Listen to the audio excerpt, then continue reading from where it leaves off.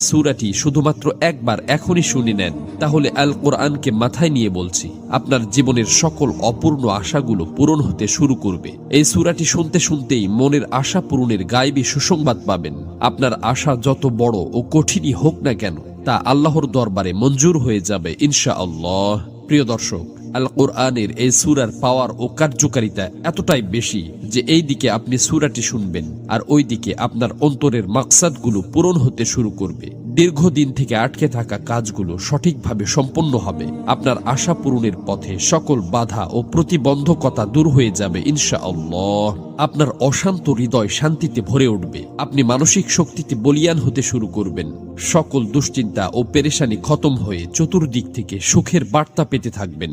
আপনার কাছে অফুরন্ত রিজিকের ভান্ডার এমনভাবে আসতে থাকবে যে চোখের পলকে আপনার জীবনের সকল অভাব অনটন মুছে যাবে। সুবহানাল্লাহ। প্রিয় দর্শক, সূরাটি আপনাদেরকে শুধুমাত্র মনোযোগ দিয়ে প্রথম থেকে শেষ পর্যন্ত শুনতে হবে, কেননা যে কোনো আমলের ফলাফল তার শেষ পরিণতির ওপর নির্ভর করে। এজন্য আপনি যদি মহান আল্লাহর এই সূরাটি পরিপূর্ণ না শুনেই চলে যান, তাহলে আপনাদের কোনো কাজই বাস্তবায়ন হবে না, বরং যে আশাগুলো পূরণ হতে যাচ্ছিল তা আবার বিগড়ে যাবে। এজন্য অনুরোধ করছি মহান কোরআনের এই সূরাটি কেবলমাত্র একবার মন থেকে শেষ পর্যন্ত শোনার জন্য।